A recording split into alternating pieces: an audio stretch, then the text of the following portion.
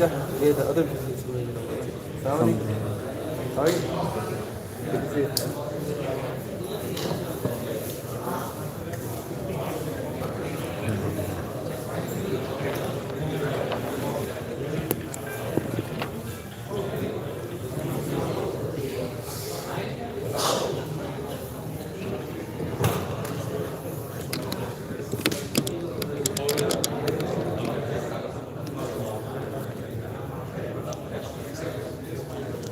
You got very good director, man. Okay.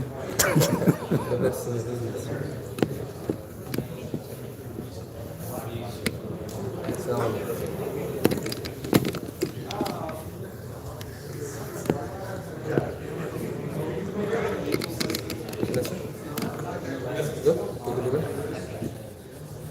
أعوذ بالله من الشيطان الرجيم بسم الله الرحمن الرحيم يا أيها الناس اتقوا ربكم الذي خلقكم من نفس واحدة وخلق منها زوجها وبث منهما رجالا كثيرا ونساء واتقوا الله الذي تساءلون به والأرحام إن الله كان عليكم رقيبا وآتوا اليتامى أموالهم ولا تتبدلوا الخبيث بالطيب ولا تأكلوا أموالهم إلى أموالكم إنه كان حوبا كبيرا وإن خفتم ألا تقسطوا في اليتامى فانكحوا ما طاب لكم من النساء مثنى وثلاث ورباع فإن خفتم ألا تعدلوا فواحدة أو ما ملكت أيمانكم ذلك أدنى ألا تعولوا صدق الله العظيم. Inshallah, the ayat that we'll be discussing, the first 3 ayahs of Surah An-Nisa. Although the first one, the majority of it, we already discussed it. So we're just going to go over one point that was left over. If you want to listen to the introduction to Surah An-Nisa, we could, I'll give you the recording, inshallah. Okay? So the closer translation is, O mankind, have taqwa in regard to Allah. Be mindful of your Rabb. What is Rabb? Creator, nourisher, sustainer. Who created you from a single soul, and from it created its mate. We talked about this. Was Adam alayhi salam created? Was Hawa radiallahu anha created from Adam alayhi salam? Or does this mean something else? We talked about this last time. And from the pair of them spread countless men and women far and wide. Be mindful of Allah in whose name you make requests of one another. Beware of severing ties of kinship. This is one thing that we're going to highlight today. Allah is always watching over you. Inna Allah kana alaykum raqiba. Point number 2 to highlight. Give orphans their property, do not replace good things with bad, and do not consume their property with your own. This is a great sin.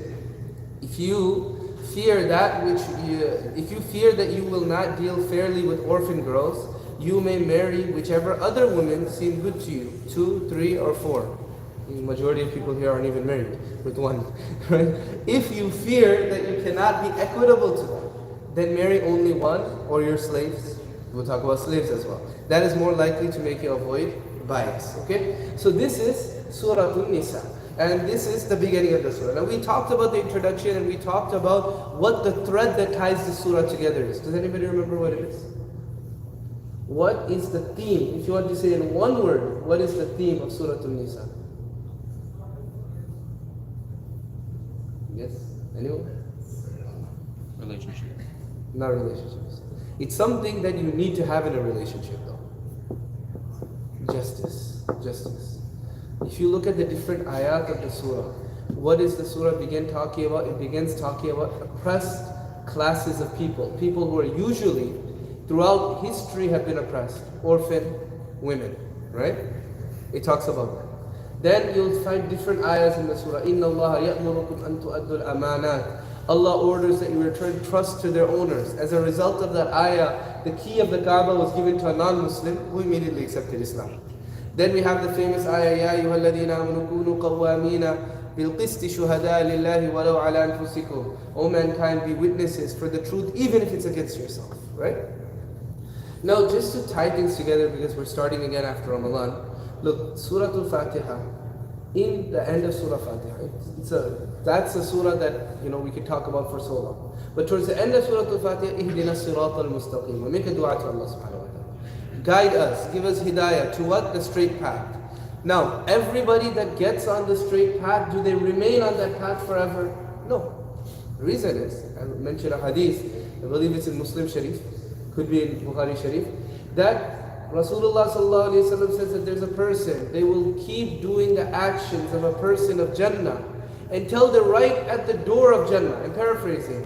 And then فَيَسْبِقُ الْكِتَابِ, and their fate will take over them, and they will start doing the actions of the people of Jahannam, and they'll go to Jahannam. Similarly, there's a person who's doing all types of sins and they end up at the gates of Jahannam, then their fate comes because they had some goodness within them.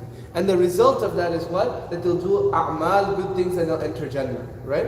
So everybody that's doing good things doesn't mean that you're going to keep doing good things. That's why we hope till the end of our life we're able to.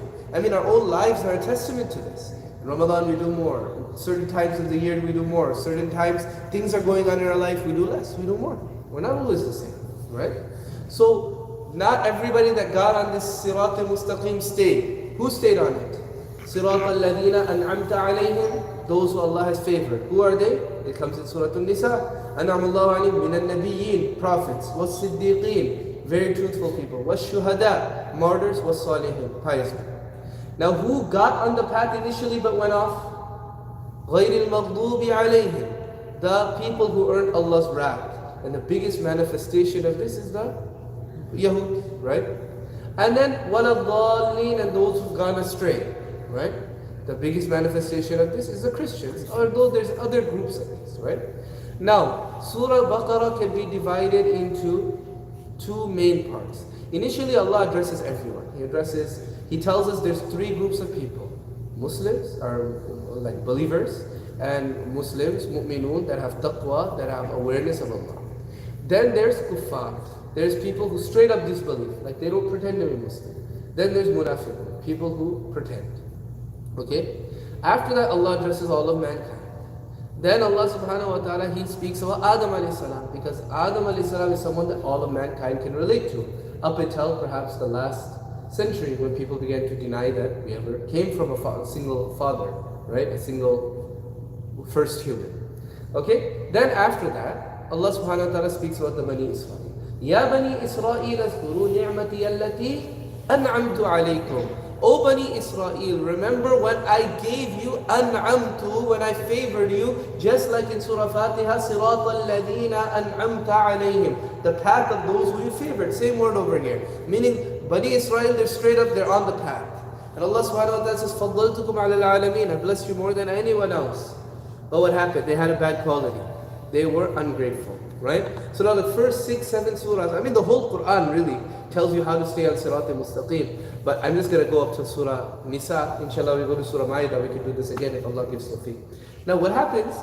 The first half of the surah shows Bani Israel, they got off of this path. Why? Because they were ungrateful. And the second half of the surah says that believers will stay on this path by being grateful to Allah. But our gratitude to Allah subhanahu wa ta'ala needs to be practically demonstrated through obedience to Him in the way that He wants. It's not that I do whatever I want and say, Ya Allah, I love you, I'm going to do it this way. Ya Allah, I love you so much, I'm going to pray 7 rakats for Fajr today. Somebody asked you today, why don't we pray 3 rakats for Fajr?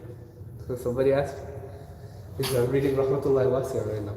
Right? So anyways, right? Then that's how Surah Baqarah goes. Surah Ali Imran, it speaks about what are other things that take people off Sirat al-Mustaqim. We make a dua in the beginning of Surah Ali Imran. رَبَّنَا لَا تُزِغْ قُلُوبَنَا بَعْدَ إِذْ هَدَيْتَنَا. Oh Allah, don't cause us to deviate from the path after you guided us to this path. And وَهَبْ لَنَا, bestow upon us special rahmah مِن لَدُنْكَ, from you. You have that relationship with Allah. What can ever cause you to go away from Allah subhanahu wa ta'ala? Right? Allah subhanahu wa ta'ala mentions a few things. One of them is love of the dunya. Second one is love and infatuation and an inferiority complex to the ways of the kuffar. Right? That's what will take a person off of Sirat al-Mustaqim. That's Surah Ali Imran. The second half of the surah speaks about struggling against your desires for the dunya, struggling against your perceived inferiority complexes, when you see the strength of others. Then we come to Surah Al-Nisa. Another way that a person comes off Sirat al-Mustaqim is being unjust. Al-Zulmu zulmatu yawm al-qiyamah. Oppression is darkness on the day of judgment, right? So a person may come off the Sirat al-Mustaqim through zulm. So Surah Al-Nisa, it speaks about justice. Now we come to the ayah when Allah subhanahu wa ta'ala says, وَاتَّقُوا اللَّهَ الَّذِي تَسَاءَلُونَ بِهِ وَالْأَرْحَامِ. That fear that Allah through whom you ask one another, we discussed that last time, and through family relations. Fear Allah in regards to your kin. Okay? Now, I want to focus on this for a minute because this is something that's extremely important and it's something that we overlook. The word rahim or arham is a plural of the word rahim. Rahim means the womb of a mother. The womb is the home of a child until it's born, right? And only a woman has a womb, right? Despite what anyone else might want to think, only a woman has a womb, right? And a biological woman. Okay, the womb is what? It's the source of blood relationships. What I mean by that is, you came out the same womb of the same woman, you're brothers to one another, right? Or it's cousins and all of that, not the same womb, but that's the source. So they call family relations rahim and arham. So the act of maintaining family relationships is called silatul rahim, joining family relations. The opposite is called qat'ur rahim, breaking family relations. There are many ahadith about family relationships, maintaining it. The first thing Nabi sallallahu alaihi wasallam said when entering Medina, his inaugural address, he could have said whatever. If you ask most people, they say, what did Nabi sallallahu alaihi wasallam say? Pray namaz, right? That's what he would say, right? Because that's what people think the whole deen is. You could be a terrible person, you could insult people, you could do this and that, but if I pray namaz, I'm going to Jannah. And by the way, my namaz is more important than everyone else's, right? But the first thing Rasulullah said is, Ya ayyuhan nas afshu salam, O people, spread salam. وَطْعِمُوا الطَّعَامِ, feed others, feed the poor, feed the rich, feed people, right? Number 3, وَصِلُوا الْأَرْحَامِ, join family relations. Number 4, وَصَلُّوا بِاللَّيْلِ وَالنَّاسُ نِيَامٌ, right? And salam comes first, right? And because how are you going to invite someone to eat? You say salam to them first, right? Right? You greet them with peace. Now, a good way to join family relations when you're having all of these problems, to cement it, is through a meal, right? This is just one explanation I'm giving you. This is coming to mind. I'm not saying this is the only reason. The ahadith, they're ocean. Nabi Sallallahu Alaihi Wasallam is known for jawami al-kalim, 3-4 words. You can speak hours and hours and volumes have been written about it. وَطِعِمُوا الطَّعَامِ, feed people. وَصِلُوا الْأَرْحَامِ, join your family relations. Now you're saying salam. You know, there was one couple, they were like on the verge of divorce. They didn't come to me, they came to someone else. It wasn't here. On the verge of divorce. They hated each other. This, that, everything. So the person that was dealing with it, he said, do you guys say, I just want you to do one thing. You get divorced, fine, but just give 1 month, right? Anytime you enter the house, say, Assalamu alaikum wa rahmatullahi wa barakatuh. Say that. You have to do that. And they did that. And 1 month later, it was like they're like on their honeymoon again, right? It's barakat in this. We don't think about it, right? Does that mean something? Do we go into our house every time we go to it? Do we say Assalamu alaikum to everyone, or we just start talking? Maybe we say Assalamu alaikum, but we should be mindful of it. Sometimes we don't. So we pick up the phone, just yeah, what's up? Right? Wasilul, yo, that's the thing. Wasallu bil-layl, and then pray at night. When nasu niyam, while everybody else is sleeping, tadkhulul jannah. Tabi salam. You'll enter Jannah with peace. Nabi sallallahu alaihi wasallam said, "Man ahabba an yabsuta lahu fi rizqihi wa yansa'u lahu fi asrihi, falyasil rahima." Whoever loves that their rizq be expanded and their life be expanded, their life gets longer, right? Longer in that you have barakah in your life when you do more good deeds. Then have good family relations. That aunt that hates you and hates your parents, text them and say Assalamu alaikum, Eid Mubarak, I hope you're doing well. You give them a call once in a while. Everybody's laughing, everybody has someone like that. As-sadaqatu ala al-miskini sadaqa. Nabi sallallahu alaihi wasallam also said that sadaqa upon a poor person, it's sadaqa. Wahiya ala dhir rahim sintan. But upon a relationship, it's two rewards. Sadaqa wa sila. So if you give money to a poor person, there's reward in it. But you only get the reward of sadaqah. When you give money to a poor relative, you get the reward of sadaqah and you get the reward of joining family relationships. لا يدخل الجنة قاطع. The hadith, a person who breaks family ties won't enter Jannah. Meaning, initially, they can enter later. لا تنزل الرحمة على قوم فيه قاطع رحمة.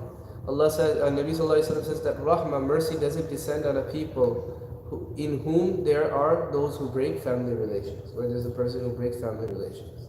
Okay? So it's something that's very, very important. Now, we look at the Quran, and the Quran is our ultimate guide. And the guidance in here is timeless. If a person acted upon the Quran 1400 years ago, they would be fine. They would live their life successfully. They'd be happy in dunya and akhirah. If a person acts upon the Quran today, they'll be fine, they'll be happy in the dunya, and they'll be able to be happy in the akhirah as well.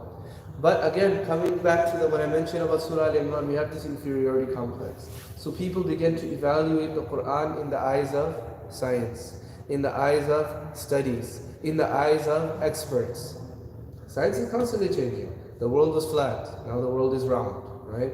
If you said that everything rotated around the sun, rather than the earth, you could be excommunicated or executed, right? Or excommunicated. Now everybody says things go around the sun. 30, 40 years ago, the big trend was fat-free food. Now the new trend, the keto diet, eat fat food, you'll get skinny, right? Science is constantly changing. We use the Quran to evaluate science. We use the Sunnah to evaluate science. Now if some conclusion is reached in science that the Quran can confirm, we will say this is true. So I'll give you something to do. Somebody sent me this article. It was on CNN, but it was about, there's a medical journal called Pediatrics. In there, for like, I think 5-6 years, they surveyed 37,000 children. 37,000 children from 4 or 5 continents about what factors lead a child to flourish. And the definition they gave to flourishing is recognizing their strengths, accepting their weaknesses, and still feeling confident to go out into the world, capitalize on their strengths, work on their vulnerabilities and improve upon that, right? And what was the factor that led to that? Strong family relationships, right? Allah subhanahu wa ta'ala told us so long ago. Okay, over here Allah said just fear Allah in regards to that. Come to Surah Al-Kahf. In Surah Al-Kahf, Allah subhanahu wa ta'ala says that Khidr alayhi salam killed a boy. Why? فَأَرَدْنَا أَن يُبْدِلَهُمَا رَبُّهُمَا خَيْرًا مِنْهُ زَكَاةً وَأَقْرَبَ رُحْمًا, so that we could replace him with another child that's more pious and is better at maintaining family relationships. Surah Al-Kahf is all about what? It's about fitna. So every line in that surah, every word in that surah gives you some guidance about how to deal with the jali fitan and fitan at the end times. So one of the ways is to have a strong family relationship. In this country, more children, and now we're going to talk about 4 wives today. We'll talk about that as well, inshallah, if we get to it. Right? In this country, there's more children born out of wedlock than born in wedlock nowadays, right? 60,000 or 50,000 children are born every year where the mother is not in any relationship. She just goes to a sperm bank and gets it implanted and has a child. I mean, this child has no chance of ever meeting who their biological father is, right? And now what do you have? You have the freak show that's going on outside. I see this thing yesterday, it's called 2S LGBTQI+. I thought, what is 2S, right? So I looked it up. It means two-spirited. It means that you spiritually identify as male and female at the same time. La hawla wa la quwwata illa billah. Right? But why? But some studies have seen, as I said, some sociologists have come to the conclusion that these things, because I mean, like, how is this happening? The homosexuality is becoming rampant. And something, I was giving one talk somewhere, and then there's anonymous questions that was coming. I'm part of the LGBTQ. In Muslims, I'm part of the. Am I sitting in Qawmi Lut? Like, what's going on? When did this happen? They say it happened 20 years ago. This never happened. What is it? It's cries for help. Cries for help. That's what some sociologists have said.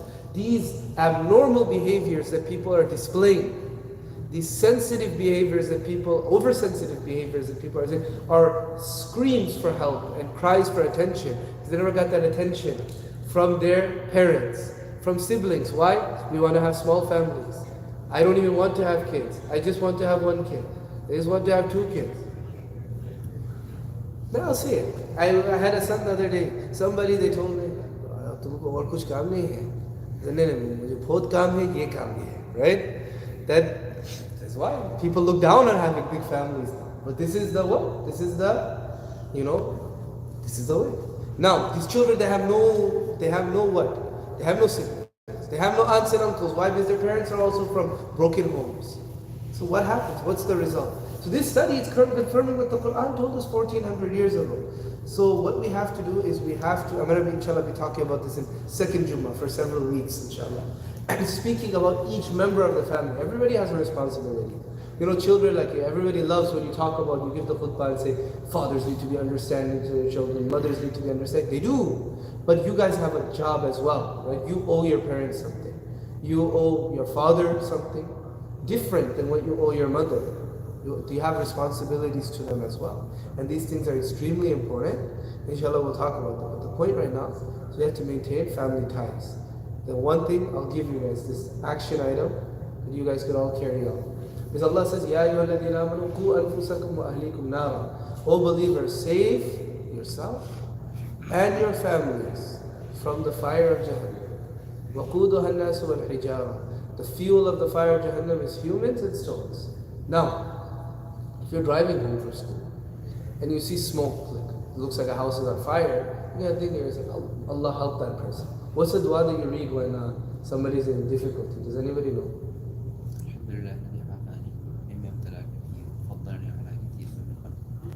Good. Alhamdulillah alladhi afani mimma ibtalaka bi. All praises to Allah who has preserved me from that which you have been afflicted with. وَفَضَّلَنِي and favored me عَلَى كَثِيرٍ مِمَّنْ خَلَقَ تَفْضِيلًا about much of the creation of Allah subhanahu wa ta'ala, over much of the creation. You might read that. Then you start to pull into your house. You say, oh my God, the smoke is from my neighborhood. Wonder who it is.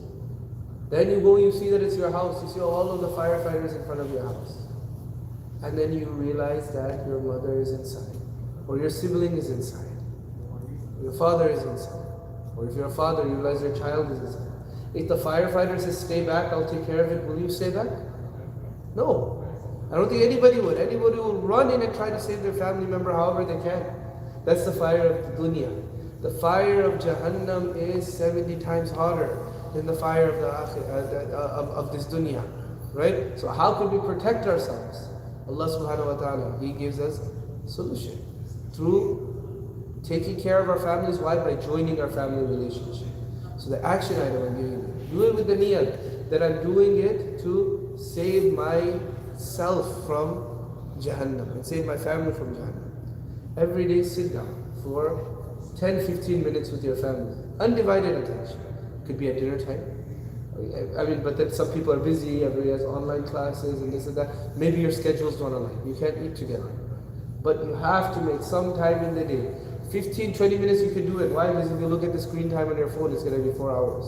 You're going to take out 10 or 15 minutes. Sit with each member of the family. Just talk. Just spend some time together. With this niyat, that I'm doing it to save all of us from Jahannam. To follow the sunnah of Nabi sallallahu alayhi wa sallam in joining family ties. In Surah Hujurat, when Rasulullah sallallahu alayhi wa sallam was being called out by the Bedouins, but he didn't come out. إِنَّ الَّذِينَ يُنَادُونَكَ بِوَرَاءِ الْحُجُرَاتِ. What was he doing at that time? He was spending time with his family. And he felt that spending time with his family was so important, he didn't come out. He stayed there. Right? So this is something that we need to get present. But undivided time. Leave your phone on the kitchen table and go sit in the living room. Right? So do it, inshallah.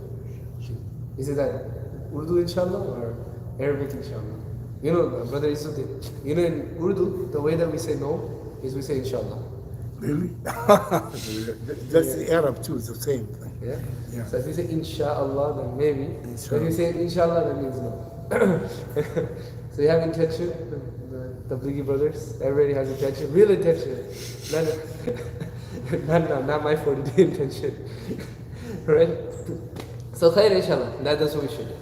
Okay, Inna Allah kana alaykum raqiba. Now, in Inna Allah kana alaykum raqiba, I want to bring our attention to something else. There's this tafsir I have. Very nice. Tasheel li'ulum al-tanzeel. Short, sweet, very nice. And the author, it's very short. He's to the point. He doesn't go get really long. But over here at the beginning of Surah Nisa, he just goes off. Like, if you look. Ya ayyuhan nas ittaqu rabbakum. He explains it 5-6 words. Min nafsi wahida, 3-4 words. وزوجها, he's like, okay, 3 words. Wabassa, 1 word. Tasa'alun, 1 word. You go throughout the tafsir, it looks like this. Over here, he goes on for half a page. What does he talk about? He talks about muraqabah. What is muraqabah? Some people, they have a monopoly on muraqabah. But he tells what is the muraqabah. Inna Allah kana alaykum raqiba. Raqiba means that Allah subhanahu wa ta'ala is watching somebody, right?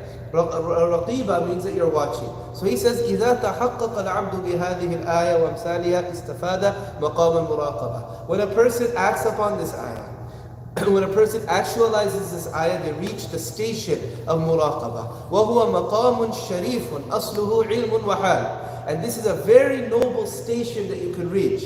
And its essence is a knowledge and a condition. Having the knowledge of what muraqabah is doesn't really help you.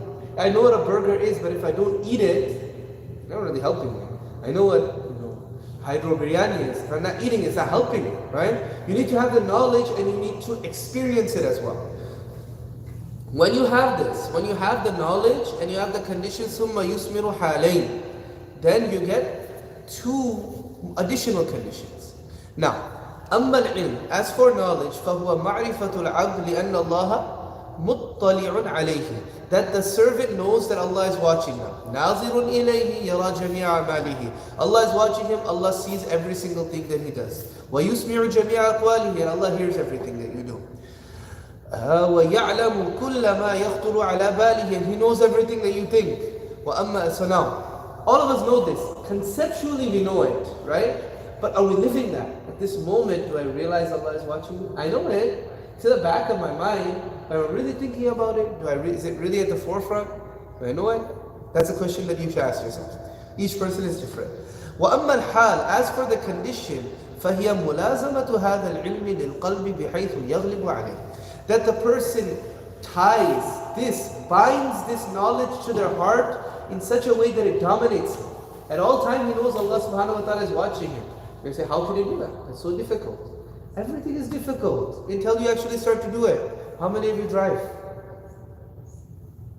When you started driving, how nervous were you? Every time you back out of the driveway, it's a big look, mirror this way, belt, turn this way, turn the indicators, brake 20 feet in advance, right? Now what happens? Now you're driving and you talk on the phone and text, you shouldn't do it, but you do it, and everything, right? Talking. It becomes second nature when you go through that difficulty. Go to a restaurant, and you like a fancy restaurant, you see the waiter. What does the waiter do? The waiter is holding 4 or 5 plates. They're talking simultaneously to customers, they're laughing, they're joking, and not one moment did they forget whose table, what goes to. They're trying to get their tip, right? They know all of this. But do you think on the first day they were able to do all of these things? No, it takes time, it takes practice, right?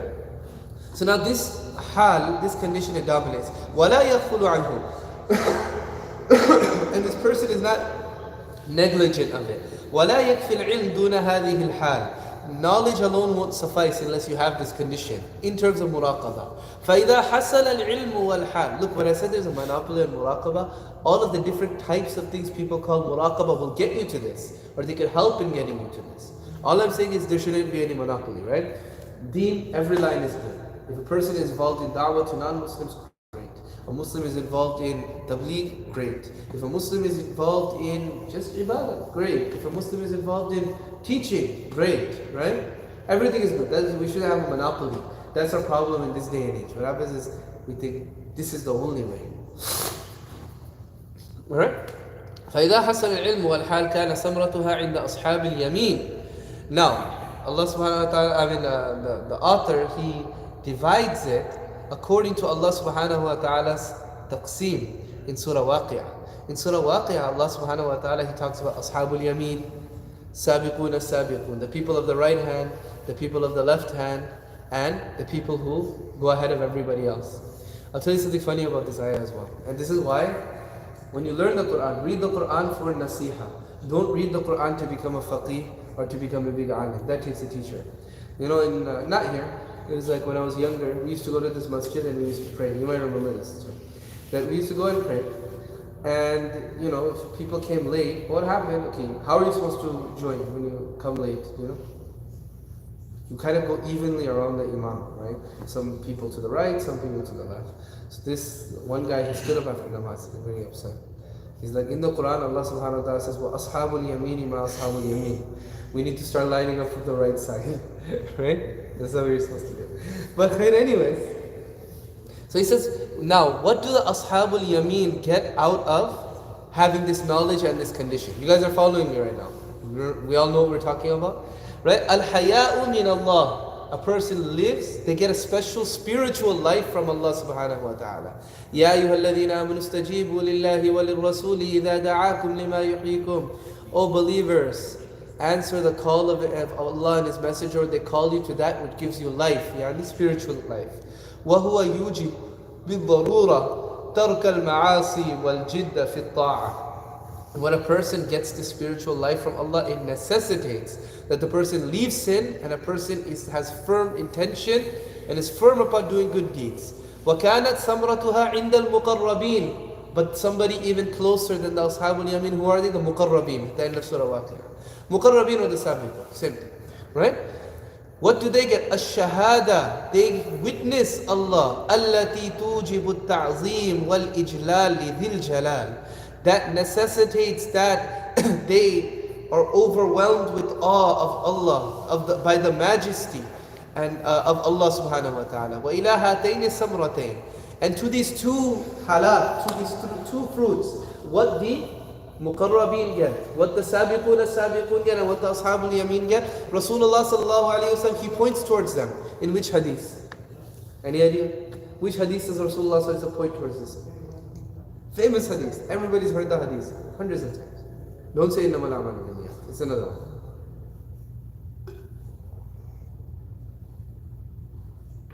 Any idea? What's the other Imam in the masjid? What's his name? Ihsan. Al-ihsanu an ta'bud Allah kannaka tarah. Right? That ihsan al-deen is that a person, first thing, that they worship Allah as if they're saying them. Seeing Allah. فَإِن لَمْ تَكُنْ تَرَاهُ فَإِنَّهُ يَرَاكَ. If they can't reach this level, then know that Allah is watching you. فَقَوْلُهُ أَن تَعْبُدَ اللَّهَ كَأَنَّكَ تَرَاهُ. So Nabi sallallahu alaihi wasallam said, worship Allah as if you see Him. Ishara ila samrat saniya. It is indicating towards the sabiqun, the one who have this mushahada of Allah. وَهِيَ الْمُشَاهَدَةُ الْمُوجِبَةُ لِلتَّعْظِيمِ. That witnessing of Allah that causes them to be overwhelmed with His awe. كَمَنْ يُشَاهِدُ مَلَكًا عَظِيمًا. Like the one, Malikan عظيما.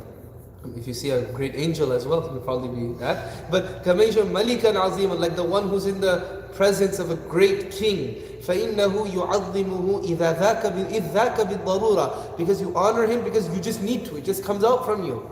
وَقَوْلُهُ فَإِن لَمْ تَكُنْ تَرَاهُ فَإِنَّهُ يَرَاكَ. And him saying that if you don't see him, Nabi sallallahu alaihi wasallam saying, if you don't see Allah, if you're not at that level, فَإِنَّهُ يَرَاكَ, verily he sees you. إِشَارَةٌ إِلَى السَّمْرَةِ الْأُولَى وَمَعْنَاهُ إِن لَمْ تَكُنْ مِنْ أَهْلِ الْمُشَاهَدَةِ الَّتِي هِيَ مَقَامُ مُقَرَّبِينَ. This points towards the first thing. Towards you're from the Ashabul Yamin. If you can't get to that level of witnessing Allah, then فَعْلَمْ أَنَّهُ يَرَاكَ. No, Allah is watching you. فَكُمْ مِنْ أَهْلِ الْحَيَاءِ. So be from the people of life. الَّذِي or modesty as well. الَّذِي هُوَ مَقَامُ أَصْحَابُ الْيَمِينِ. The people, like al-haya min Allah. I said life, but it's modesty. Haya. Haya. With the Hamza. Yeah. This Haya means shyness. Yeah, shyness. Yeah. This modesty towards Allah. هُوَ مَقَامُ أَصْحَابِ الْيَمِينِ. Which is the maqam of the Ashabul Yamin. Right? فَلَمَّا فَسَّرَ الْإِحْسَانَ أَوَّلَ مَرَّةٍ بِالْمَقَامِ الْأَعْلَى رَأَى أَنَّكَ. So when Rasulullah says, when he mentioned the first thing, he saw that many people won't be able to do it. So he goes to the second level. And he says that you could get that. Now, وَاعْلَمْ أَنَّ الْمُرَاقَبَةَ لَا تَسْتَقِيمُ. Now he says, know that muraqabah. And I think that instead of going into the 4 wives thing, we'll talk about it next week. Because we already went long, right? That's a whole other discussion. I want to go through the wives of Nabi sallallahu alayhi wa sallam, the ages of his wives. Also, go through why polygamy is a positive thing. Not that we'll encourage any one individual to marry multiple wives, but why it's a need in deen to at least have that option. We'll talk about it, right? Because otherwise, I mean, there's all sorts of other things in the society. Now, just because something is allowed doesn't mean that it's fard, right? It means it's an option. And there's conditions. We'll talk about that next. We'll finish here, inshallah. So now, going on this, he says, look, وَاعْلَمْ أن المراقبة لا تستقيم حتى تتقدم قبلها المشارطة والمرابطة. He says your muraqabah won't be proper. Your witnessing Allah subhanahu wa ta'ala, it won't be proper, right? Until it's preceded by two things, musharata and murabata. I'll explain these terms.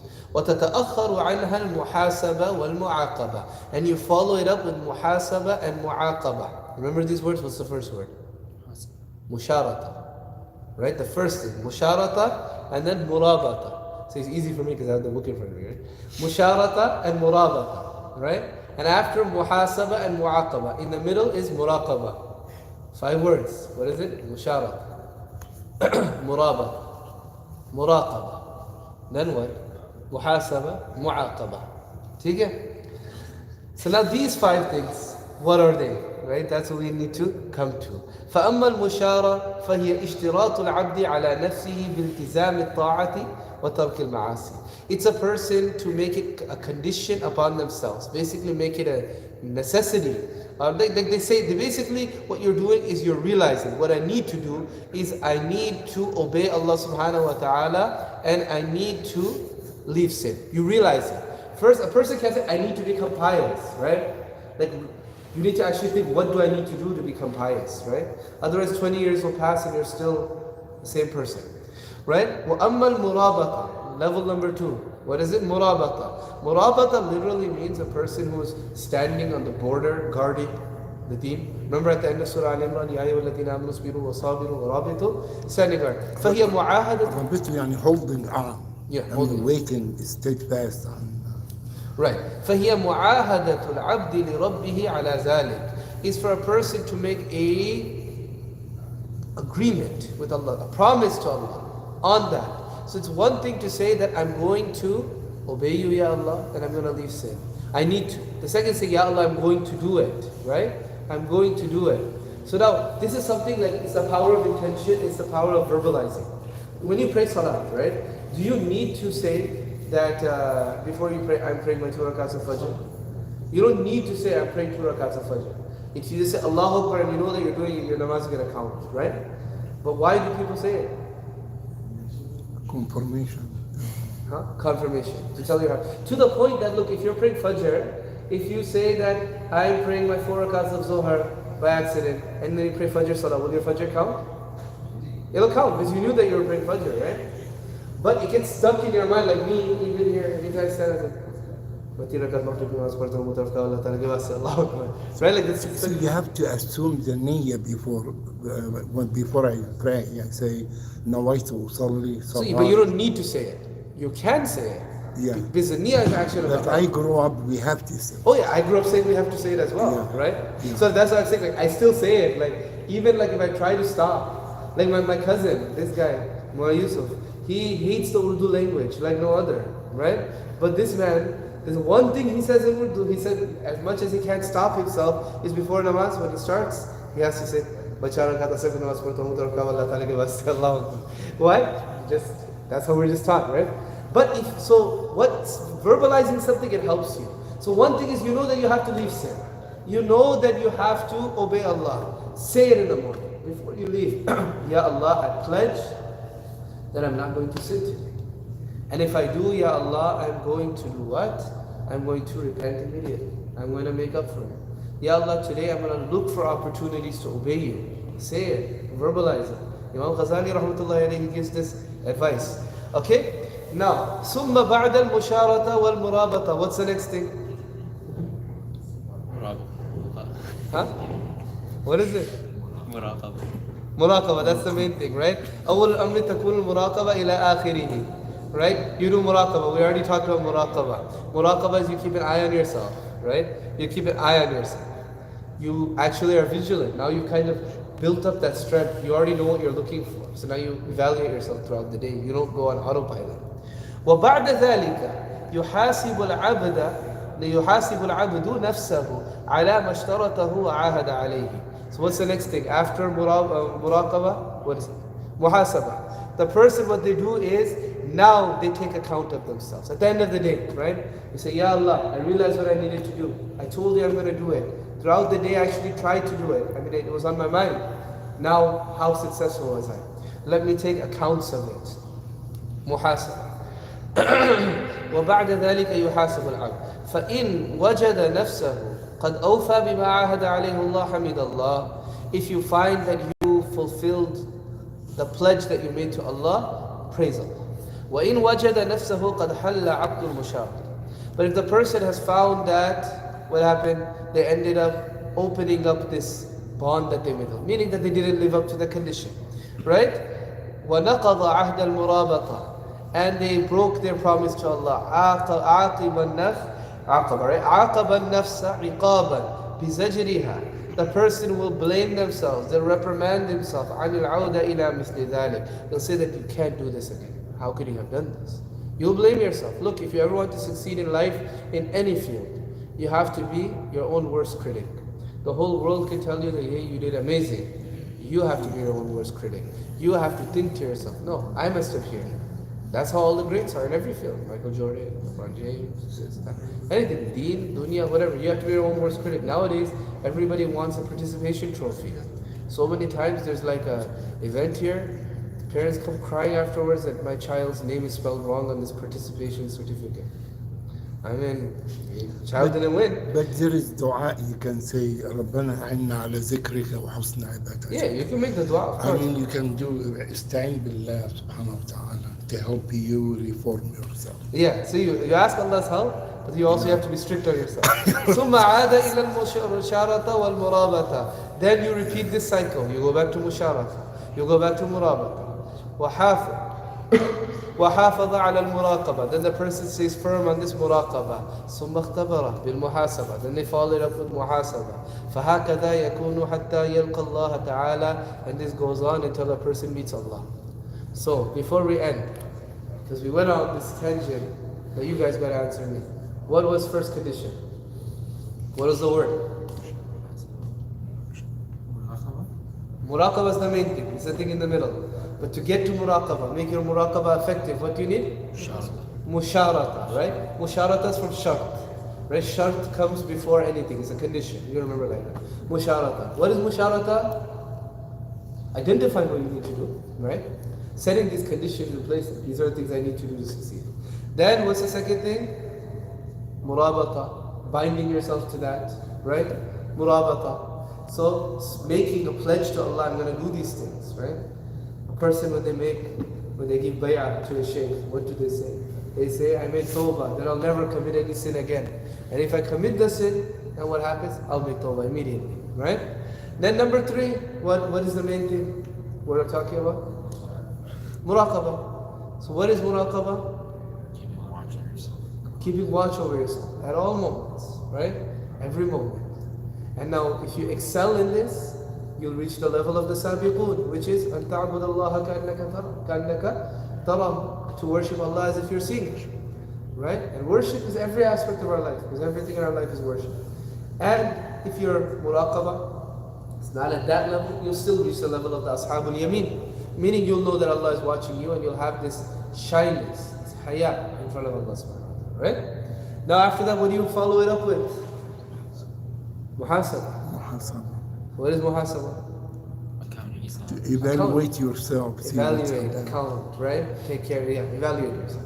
And then last thing is mu'aqabah. Iqab means punishment. Mu'aqabah, blame yourself. Sometimes, you put a penalty in yourself, like if I do XYZ thing, I'll give $5 extra. I'll pray 2 rakats, I'll do this, that. Make things hard on yourself, right? A little bit. But really more feel bad that you shouldn't choose these yourself, talk to some scholar, they'll tell you these things.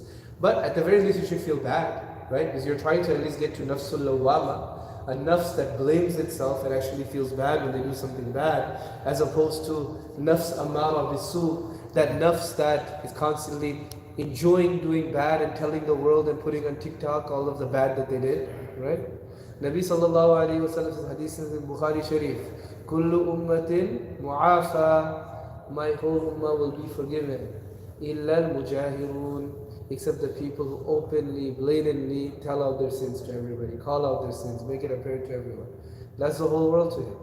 Social media, people gladly show all of their sins. Where was I? This, that, right?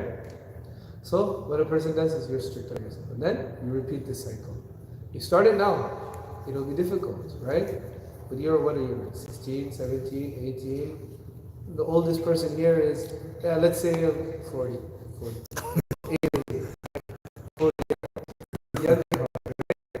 You start now, what will happen?